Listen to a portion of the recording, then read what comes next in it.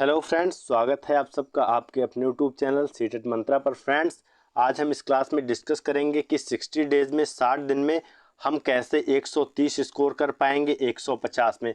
आपके एग्ज़ाम में लगभग मोटी मोटा 60 दिन का समय बचा है। आपका एग्ज़ाम 21 जनवरी को होना है। तो अब हम इस 60 दिन में कैसे 130 स्कोर करेंगे, हम अपने उस स्ट्रेटजी पर चर्चा करेंगे। आखिर क्या करके हम इतने कम समय में 130 अंक तक स्कोर कर सकते हैं। तो आइए फ्रेंड्स, हम डिस्कस करते हैं पूरे अपने इस स्ट्रेटजी को।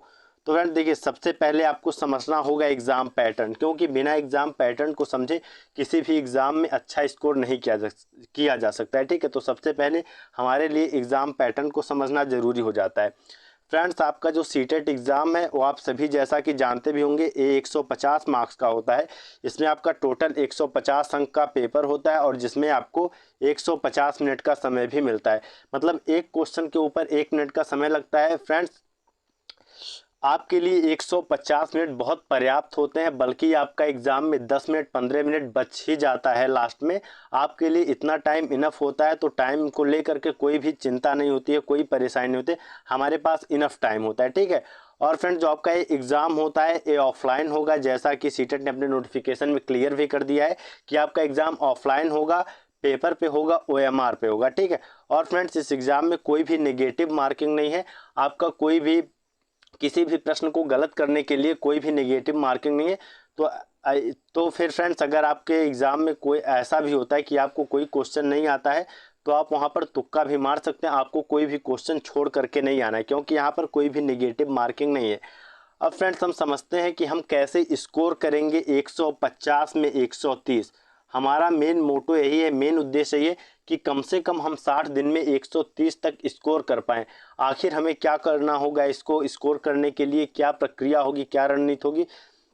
तो फ्रेंड्स, सबसे पहले देखिए आपके सब्जेक्ट्स क्या क्या हैं। आपका सब्जेक्ट है चाइल्ड डेवलपमेंट एंड पैडागॉजी, बाल विकास एवं शिक्षा शास्त्र, जहां से फ्रेंड्स आपके 30 क्वेश्चंस आते हैं और इसके लिए 30 मार्क्स आपको मिलते हैं, कोई भी नेगेटिव मार्किंग नहीं है। ठीक है। मैथमेटिक्स में भी 30 क्वेश्चंस हैं, 30 मार्क्स मिलेंगे। लैंग्वेज फर्स्ट में भी आपके 30 क्वेश्चन है, इस पे भी आपके 30 मार्क्स मिलेंगे। और लैंग्वेज 2 में भी यही है, और इन्वायरमेंटल स्टडीज़ में भी आपका यही है। ठीक है। मतलब एक क्वेश्चन पे आपको 1 मार्क्स मिलेगा। ठीक है। अगर आप क्वेश्चन सही करते हैं तो आपको एक क्वेश्चन पर 1 मार्क मिलेगा, और गलत करते हैं तो आपको कोई मार्क नहीं मिलेगा, ना ही आपका कोई नेगेटिव मार्किंग होगी। ठीक है। अब फ्रेंड देखिए, चाइल्ड डेवलपमेंट एंड पैडागॉजी, ये ऐसा सब्जेक्ट है फ्रेंड जिसमें आप 30 में 30 इजीली स्कोर कर सकते हैं। इसको अगर आप अच्छे से समझ करके जाएंगे तो यहाँ 30 में 30 कोई बहुत बड़ी बात नहीं होती है स्कोर करना। अब फ्रेंड्स आते हैं मैथमेटिक्स पे। तो फ्रेंड्स, कुछ लोगों का मैथमेटिक्स क्या कहते हैं, कुछ लोगों को मैथमेटिक्स टफ लगता है और कुछ लोगों का मैथमेटिक्स कमज़ोर होता है। तो इसलिए मैं मैथमेटिक्स के केवल 20 मार्क्स ही जोड़ रहा हूँ, 20 अंक ही जोड़ रहा हूँ कि आप 20 कर लीजिए कम से कम। अब आप 20 कैसे करेंगे फ्रेंड्स, मैथमेटिक्स जो है आपका ये भी 2 पार्ट्स में बढ़ जाता है। ठीक है। एक आपका हो जाता है फ्रेंड्स मैथमेटिक्स का कैलकुलेशन, और फ्रेंड्स एक हो जाता है आपका मैथमेटिक्स का पैडागॉजी। तो फ्रेंड्स देखिए, अगर 15 मार्क्स होते हैं कैलकुलेशन के लिए और 15 मार्क्स होते हैं पैडागॉजी के लिए। अब मान लीजिए अगर किसी का कैलकुलेशन ख़राब है, उसको कैलकुलेशन नहीं आता है, तो कैलकुलेशन पे फोकस ना करके पैडागॉजी पे फोकस करेगा। ठीक है।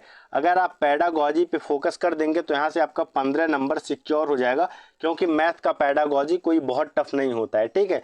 तो आपको अगर मैथ आपका कैलकुलेशन अगर आपका नहीं अच्छा है, तो आपको पैडागॉजी मैथ का खूब पढ़ लेना है, क्योंकि यहाँ से आप 15 मार्क्स स्कोर करिए। और उसके बाद से फ्रेंड्स क्या करना है, कैलकुलेशन में भी आप प्रीवियस ईयर के क्वेश्चंस देखेंगे तो कुछ क्वेश्चंस ऐसे होंगे जिनको आप कर पाएंगे, और नहीं भी कर पाएंगे तो फ्रेंड्स तुक्का वगैरह कर करके आपको इसको 20 खींच खांच के इस 15 को 20 पहुंचा देना है। ठीक है। कुछ क्वेश्चंस ऐसे ज़रूर होते हैं फ्रेंड्स जो आपके इजीली आ जाएंगे, तो आप 20 तक आसानी से पहुंच जाएंगे, इसमें आपको परेशानी नहीं होगी। ठीक है। अब फ्रेंड्स बात आती है लैंग्वेज फर्स्ट की। तो इसमें फ्रेंड्स आपको स्कोर करना है 25 मार्क्स, और लैंग्वेज सेकंड में भी आपको स्कोर करना है 25 मार्क्स। ठीक है। और फ्रेंड्स इन्वायरमेंटल स्टडीज EVS में आपका भी आपको स्कोर करना पड़ेगा 25 मार्क्स। ठीक है। अब आपका ये टोटल फ्रेंड्स हो जाएगा, यहाँ फ्रेंड्स आपका टोटल हो जाएगा 125। ठीक है। आप अगर देखेंगे तो यहाँ आप 125 तक स्कोर कर लेना है। अगर आप चाइल्ड डेवलपमेंट एंड पेडागोजी में 30 आउट ऑफ 30 करते हैं, मैथमेटिक्स में आप 20 करते हैं, लैंग्वेज फर्स्ट में आप 25 करते हैं, लैंग्वेज सेकंड में आप 25 करते हैं और इन्वायरमेंटल स्टडीज़ में भी आप 25 स्कोर करते हैं, तो आप 125 तक पहुँच जाएंगे। ठीक है। और फ्रेंड देखिए, आपके लिए सीडीपी में चाइल्ड डेवलपमेंट एंड पेडागोजी में 30 मार्क्स स्कोर करना कोई बहुत बड़ा चैलेंज नहीं है। बहुत सारे बच्चे करते हैं, बहुत सारे लर्नर करते हैं, तो आप इजीली कर सकते हैं। और मैथमेटिक्स में भी फ्रेंड्स आप 20 इजीली कर पाएंगे या 20 से अबव भी जा सकते हैं, लेकिन मिनिमम आपको 20 करना होगा। और 20 कैसे करेंगे? अगर आपका कैलकुलेशन वीक है तो आपको पेडागोजी पूरी अच्छे से पढ़ लेनी है, वहाँ से आपको 15 नंबर पक्के कर लेने हैं पेडागोजी से। और 5 नंबर में फ्रेंड्स आप जो क्वेश्चन आपको आता है उसको करेंगे, और जो नहीं आता है उसमें आप तुक्का वगैरह लगा के इसको पहुंचाएंगे 20 तक। ठीक है। अब फ्रेंड्स लैंग्वेज में भी आपका लैंग्वेज फर्स्ट आपका जो होगा उसमें भी आपको 25 तक पहुंचा देना है किसी तरीके से। ठीक है। तो आपको इन तीनों में 25 ले जाना है। और फ्रेंड्स 25 लाना 30 में कोई बहुत बड़ी बात नहीं होती है। लोग लाने वाले 30 भी ला रहे हैं, तो आपको 25 देख के परेशान होना है। 25 मार्क्स यहाँ से आपको सिक्योर कर लेने हैं। ठीक है। अब फ्रेंड देखिए, यहाँ तक हम 125 तक स्कोर कर ले रहे हैं इजीली। ठीक है, क्योंकि आप सीडीपी में भी 30 आसानी से ला सकते हैं, मैथ में भी 20 आपका कोई बहुत टफ कॉन्सेप्ट नहीं है, टफ बात नहीं है, ये भी इजीली आ जाएगा। और लैंग्वेज में भी आप 25 कर पाएंगे, और इन्वायरमेंटल स्टडीज़ में भी आप 25 कर पाएंगे। ठीक है। 125 स्कोर करने में आपको कोई बहुत बड़ा प्रॉब्लम। अब फ्रेंड्स बात बचता है हमारे 5 नंबर्स का। ठीक है, क्योंकि जब इसे हम जोड़ेंगे तभी हमारा 130 पूरा होगा, 130 का टारगेट हमारा पूरा होगा। तो फ्रेंड देखिए, अब इस 125 के बाद में आपको क्या करना है? अगर आपका देखिए लैंग्वेज फर्स्ट आपका मान लीजिए हिंदी है, ठीक है, और आपका हिंदी पे अच्छा पकड़ है, तो आप लैंग्वेज में यहाँ कुछ अंक बढ़ाने का प्रयास करिए। अगर आपका लैंग्वेज सेकंड अच्छा है तो इसमें भी कुछ अंक बढ़ाने का प्रयास करिए। इन्वायरमेंटल स्टडीज अच्छा है तो यहाँ पे मतलब फ्रेंड्स इन्हीं सब्जेक्टों में आप मिला जुला के 5 अंक और एक्स्ट्रा कहीं से निकालिए जो सब्जेक्ट आपका मजबूत हो। अगर किसी का मैथमेटिक्स मजबूत हो तो वो 25 या 28 कर दे अपना, लैंग्वेज मजबूत हो तो लैंग्वेज, मतलब आपका इन सेक्शंस में जहाँ भी मजबूत हो जो सेक्शन, वहाँ से आप 5 नंबर एक्स्ट्रा करने का कोशिश करिए। ठीक है। उस तब आपका जाके 130 का जो है वो कंप्लीट हो जाएगा टारगेट। ठीक, तो आपको क्या करना है, कम से कम इतने इतने मार्क्स हर सब्जेक्ट में लाने का टारगेट रखना है। और आपको अपने घर पे इतनी प्रैक्टिस कर लेनी है, इतना पढ़ लेना है कि जिससे आप घर पे जब प्रैक्टिस सेट लगाइए या प्रीवियस ईयर के क्वेश्चंस लगाइए तो आप उसमें अपना खुद का मूल्यांकन करिएगा, खुद का आकलन करिएगा और देखिएगा कि क्या मैं इतने इस टारगेट को टच कर पा रहा हूँ। अगर फ्रेंड्स आप इस टारगेट को टच कर पा रहे हैं तो आप 100% एग्जाम में 130 का टारगेट अपना कंप्लीट कर लेंगे। ठीक है। अब फ्रेंड्स आइए कुछ और बिंदु हैं जिनको हम समझते हैं जो हमारी परीक्षा के लिए महत्वपूर्ण है। और फ्रेंड्स हमें क्या करना चाहिए, क्या नहीं करना चाहिए, किन गलतियों की वजह से बच्चों का जो बच्चे हैं उनका फेल हो जाते हैं, नहीं क्वालिफाई होता है, या कौन सी ऐसी बातें हैं जिन्हें कर करके हम आसानी से क्वालिफाई कर सकते हैं, उन पर भी चर्चा करते हैं। तो फ्रेंड देखिए, सबसे पहले यहाँ देखिए नोट लगा करके लिखा हुआ है चूज लैंग्वेज वाइजली। ठीक है, आपको जो भाषा है आप यहाँ देख सकते हैं लैंग्वेज फर्स्ट और लैंग्वेज सेकंड, इसको वाइजली चूज करना है। ठीक है, बहुत से लर्नर क्या होते हैं इसी में गलती कर देते हैं, वो लैंग्वेज फर्स्ट और लैंग्वेज सेकंड को समझ ही नहीं पाते हैं। ठीक है, तो फ्रेंड्स आप लोगों में जो लोग फॉर्म अब तक फिल कर दिए हैं उनकी तो कोई बात नहीं, लेकिन जो लोग फॉर्म फिल करने जा रहे हैं और उनको इसके बारे में नहीं पता है तो वो लोग ध्यान देंगे कि आपका जो लैंग्वेज फर्स्ट होता है फ्रेंड्स, ये आपको वो लैंग्वेज चूज करना होता है जिसपे आपका पकड़ अच्छा हो, जो लैंग्वेज आपका स्ट्रांग हो। ठीक है, क्या हो, स्ट्रांग हो in comparison to second language. ठीक है, अगर आप फ्रेंड देखिए हिंदी भाषी राज्यों से आते हैं, उत्तर प्रदेश, राजस्थान, आपका छत्तीसगढ़, मध्य प्रदेश, यहाँ सबसे आते हैं, तो आपके लिए फर्स्ट लैंग्वेज हिंदी आपको चूज करनी चाहिए। ठीक है, आपके लिए जो हिंदी होगी वो आपके लिए सबसे अच्छी लैंग्वेज होगी, क्योंकि आप बचपन से ही इसी भाषा को सीखते बोलते आ रहे हैं। और सेकंड लैंग्वेज में देखिए फ्रेंड, जिनका इंग्लिश अच्छा हो वो इंग्लिश चूज कर लें, और जिनका संस्कृत अच्छा हो वो संस्कृत चूज कर लेंगे। ठीक है, और भी अन्य भाषाएं हैं तो जो अन्य भाषाएं होंगी उनको आप चूज करेंगे, लेकिन आपको सेकंड लैंग्वेज में यही ध्यान देना है कि आपका सबसे स्ट्रांग जो होगा वो फर्स्ट लैंग्वेज होगा, जो सबसे ज़्यादा आपको आता है वो आप फर्स्ट लैंग्वेज में चुनेंगे, और उसके बाद जो आपका थोड़ा कमज़ोर है उसमें आप सेकंड को चूज करेंगे, ठीक है। आप ध्यान देंगे, नहीं तो यहीं पे गलती हो जाती है। क्या होता है, हमारी हिंदी स्ट्रांग है, हम हिंदी को सेकंड लैंग्वेज में चूज कर लिए, तो यहीं पे फ्रेंड्स हमारा, और इंग्लिश को फर्स्ट में चूज कर लिए, तो यहीं फ्रेंड्स हमारा बात गड़बड़ हो जाता है। क्योंकि फ्रेंड्स यहाँ से देखिए आपके 60 मार्क्स होते हैं, 60 मार्क्स आपके यहाँ से आते हैं, तो यहाँ से 60 मार्क्स की बात होती है। तो आप अगर इतनी बड़ी गलती कर देंगे तो यहाँ से आपका 60 मार्क्स गलत होने का चांस होता है, ठीक है। तो आपको लैंग्वेज फर्स्ट और लैंग्वेज सेकंड चूज करते समय बहुत ध्यान देना है और मेरी बातों का विशेष रूप से ध्यान रखना है कि हमें लैंग्वेज फर्स्ट वही चूज करना है जो हमें अच्छे से आता है, और लैंग्वेज सेकंड वो चूज करना है जिन पे हमारा पकड़ उतना अच्छा नहीं है, ठीक है फ्रेंड्स। अब देखिए फ्रेंड्स, आपको अपनी स्ट्रेटजी कैसे बनानी है, आपको अपना तैयारी कैसे करना है, ठीक है। तो सबसे पहले फ्रेंड्स, अपने आप तैयारी को स्टार्ट करने से पहले एक बार आप सिलेबस देख लेंगे, ठीक है। आप एक बार सिलेबस देख लेंगे कि आपका सिलेबस क्या है, आपका पाठ्यक्रम क्या है, ठीक है। आप सबसे पहले उसको देखेंगे। उसके बाद से आप क्या करिए, टॉपिक्स को पढ़िए, जो आपके कॉन्सेप्ट्स दिए हुए हैं, जो आपके टॉपिक्स दिए हुए हैं सिलेबस में, उनको पढ़िए और उनको समझिए, ठीक है। उनको पढ़ करके समझ करके एक अपना प्रॉपर नोट्स बनाइए, ठीक है। और नोट्स ऐसा बनाइएगा जो बहुत बड़ा ना हो, ऐसा नोट्स हो जो आपका कम पन्नों में आ जाए, जिससे आपको रिवीजन करने में आसानी होगी। तो सबसे पहले आपको क्या करना है, जो आपके कॉन्सेप्ट्स हैं उनको पढ़ लेना है अच्छे से, ठीक है। उन कॉन्सेप्ट्स को पढ़ लेना है और एक प्रॉपर नोट्स बना लेना है। और इतना करने के बाद से फ्रेंड्स, आपको क्या करना है, प्रीवियस ईयर के जो क्वेश्चंस है PYQ आपके, इसको सॉल्व करना है। और इसको कैसे सॉल्व करना है, इसको OMR पर सॉल्व करना है, ठीक है। क्योंकि आपका जो पेपर है वो ऑफलाइन होगा, तो आपको अपने घर पे OMR पर ही प्रैक्टिस करना है। क्या होता है कई बार कि हम घर पे ऐसे ही प्रैक्टिस करके चले जाते हैं और जब वहाँ OMR फिल करना होता है तो वहाँ पे बहुत सारी गलतियाँ हो जाती हैं। तो ऐसी गलती आपको नहीं करनी है। आपको अपने क्वेश्चंस का जो भी आप प्रैक्टिस करेंगे घर पे, वो आप OMR पर करेंगे, ठीक है। तो फ्रेंड्स, सबसे पहले आप क्या करेंगे, understand concepts and make notes. आप सबसे पहले जो आपके कॉन्सेप्ट्स हैं सिलेबस के, उनको अच्छे से समझेंगे और उनका एक प्रॉपर नोट्स बनाएंगे, ठीक है। और उसके बाद से क्या करना है, आपको प्रीवियस ईयर क्वेश्चंस लेना है और OMR की सहायता से आपको इसको सॉल्व करना है, ठीक है। अब फ्रेंड्स, जब आप इतना कर लीजिए तो इतना करने के बाद से आप फ्रेंड्स मॉक टेस्ट दीजिए। मॉक टेस्ट आप कोई भी प्रैक्टिस सेट वगैरह खरीद के ला सकते हैं, उसको ही आप अपना मॉक टेस्ट समझिए और उसको आप घर पे अपने सॉल्व करिए, देखिए कि हम मेरा मॉक टेस्ट में कितना स्कोर जा रहा है, ठीक है। और फ्रेंड्स, जब आपका लास्ट में एग्ज़ाम का टाइम आ जाएगा, आपके पास 4 से 5 दिन बचते हैं एग्ज़ाम के लिए, तो उस समय आपको क्या करना है, अपने नोट्स का रिवीजन करना है, ठीक है। तो सबसे पहले आप कॉन्सेप्ट समझेंगे, उनका अच्छे से नोट्स बनाएंगे, फिर आप प्रीवियस ईयर क्वेश्चंस को सॉल्व करेंगे। किस पर सॉल्व करेंगे, OMR पर सॉल्व करेंगे।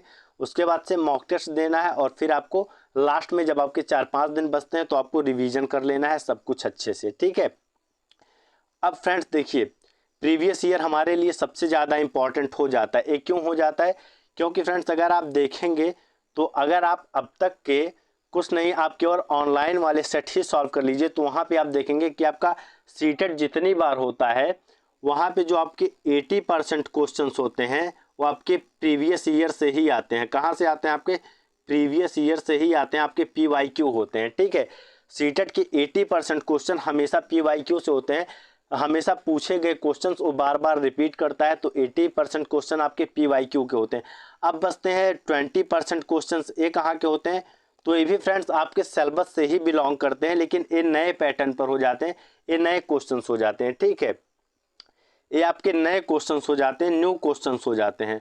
और आप इन न्यू क्वेश्चंस को आप तभी कर पाएंगे,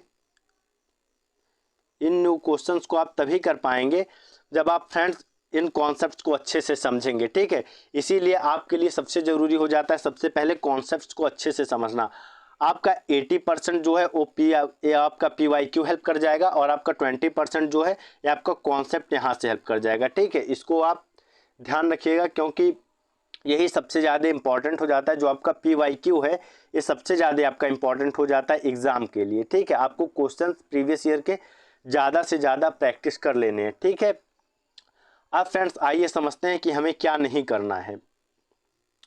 तो देखिए फ्रेंड्स, आपको क्या नहीं करना है, ठीक है। व्हाट टू अवॉइड, आपको क्या करने से बचना है।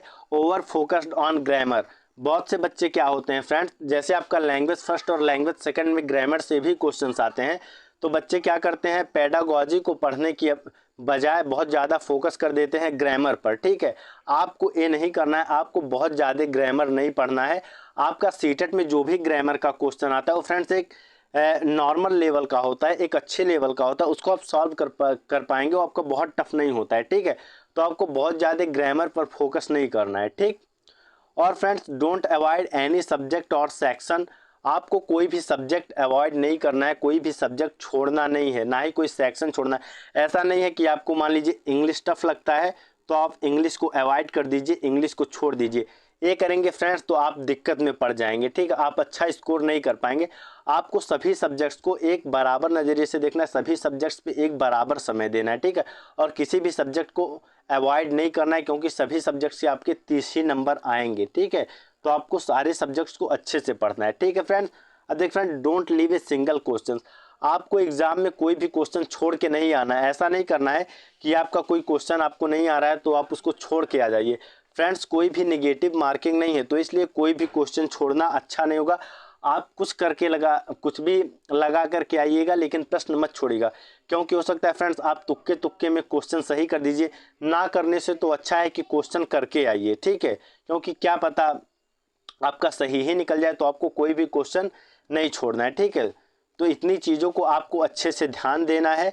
आपको ग्रामर पर बहुत ज़्यादा फोकस नहीं करना है, आपको फोकस किससे करना है, आपको फोकस करना है फ्रेंड्स पैडागॉजी पे। और आपको कोई भी सब्जेक्ट इग्नोर नहीं करना है, कोई भी सेक्शन इग्नोर नहीं करना है। सभी सब्जेक्ट्स को, चाहे सीडीपी हो, चाहे मैथमेटिक्स हो, चाहे लैंग्वेज फर्स्ट हो या लैंग्वेज सेकंड हो या ईवीएस हो, सबको बराबर समय देना है, सबको बराबर पढ़ना है। ठीक है, और एग्जाम में कोई भी क्वेश्चन छोड़ करके नहीं आना है, सारे क्वेश्चन को अटेम्प्ट करना है। ठीक है फ्रेंड्स, तो इतनी बातें इंपॉर्टेंट थी हमारे लिए। अगर आप मेरी इन सभी बातों पर ध्यान दे देंगे तो फ्रेंड्स आपका 100% तय है कि आप 130 बड़े आराम से कर पाएंगे। ठीक है, तो आपको सबसे पहले अपना प्रिपरेशन कहाँ से स्टार्ट करना है, सबसे पहले सिलेबस देखिए कि कहाँ कहाँ से क्वेश्चंस आते हैं, और उनके बाद से उन कॉन्सेप्ट्स को समझिए और उनका प्रॉपर नोट्स बनाइए। और फ्रेंड्स प्रीवियस ईयर क्वेश्चंस तो जान लीजिए फ्रेंड्स, जिस तरह बीज बोने के बाद उनमें खाद डाला जाता है, उसी तरह हमारे प्रीवियस ईयर क्वेश्चंस होते हैं। क्योंकि यहाँ से आप देखेंगे कि 80% क्वेश्चंस फ्रेंड्स आपके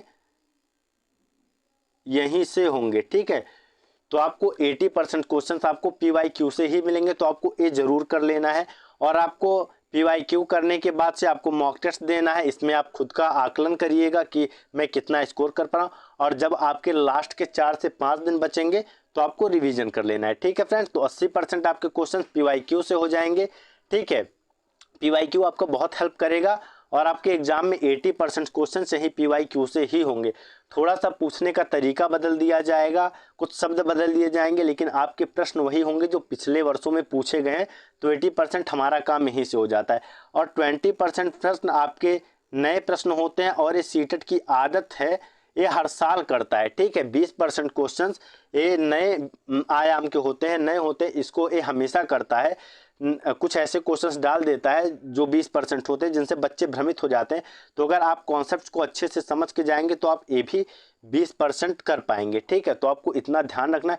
और फ्रेंड्स देखिए, जो लोग 130 से एक्स्ट्रा करना चाहते हैं, ठीक है, चाहते हैं कि 130 से एक्स्ट्रा कर पाएँ, तो फ्रेंड्स उनके लिए उनको और थोड़ा ज़्यादा मेहनत करना पड़ेगा। ठीक है, स्ट्रेटजी यही होगी, लेकिन आपको थोड़ा ज़्यादा मेहनत करना पड़ेगा। ठीक है, तो आप 130 से भी अबव जा सकते हैं। ठीक है, और फ्रेंड देखिए, सबसे ज़रूरी क्या हो जाता है हमारे लिए, बहुत से बच्चे होते हैं जो प्रिपरेशन करते हैं, यूपी टेट का प्रिपरेशन करते हैं, स्टेट टेट का प्रिपरेशन करते हैं, सीटेट का प्रिपरेशन करते हैं। वो एक बहुत बड़ी गलती कर देते हैं कि क्या करते हैं कि जब सीटेट का प्रिपरेशन कर रहे हैं, ठीक है, जब सीटेट का प्रिपरेशन कर रहे हैं तो सीटेट का ही करते हैं, जब स्टेट टेट का करते हैं, जब स्टेट टेट का करते हैं तो स्टेट टेट का ही करते हैं, जब केवीएस का करते हैं तो केवीएस का ही करते हैं, एनवीएस का करते हैं तो एनवीएस का ही करते हैं। ये फ्रेंड देखिए, ये बहुत बड़ा प्रॉब्लम होता है बच्चों में। आपको ऐसा नहीं करना चाहिए। हमेशा भी आपको प्रिपरेशन कैसा करना चाहिए, आपका जो प्रिपरेशन है फ्रेंड्स वो इंटीग्रेटेड होना चाहिए। ठीक है, इंटीग्रेटेड होना चाहिए, एकीकृत होना चाहिए, समन्वित होना चाहिए। क्योंकि फ्रेंड देखिए, आपके सीटेट में भी संज्ञा सर्वनाम आपका क्रिया यहाँ से प्रश्न आता है, आपके स्टेट टेट में भी संज्ञा सर्वनाम क्रिया विशेषण प्रत्यय उपसर्ग यहाँ से प्रश्न आता है, केवीएस में भी आपका यहाँ से प्रश्न आता है, एनवीएस में भी आपका प्रश्न आता है। तो ऐसा हम क्यों पढ़ें कि हमको बार बार पढ़ना पड़े। फ्रेंड्स अगर आप कोई टॉपिक पढ़िए, नाउन पढ़ रहे हैं, संज्ञा पढ़ रहे हैं, तो उसको एक बार ऐसा पढ़िए, इतने अच्छे से पढ़िए कि आपको दोबारा पढ़ने का ज़रूरत ना पड़े। आपको जब दोबारा एग्जाम में बैठना हो तो बस आप अपने नोट्स का रिवीजन कर लीजिए, ठीक है। तो इसलिए फ्रेंड्स हमारे लिए बहुत ज़रूरी हो जाता है इंटीग्रेटेड वे में अपने प्रिपरेशन को करना।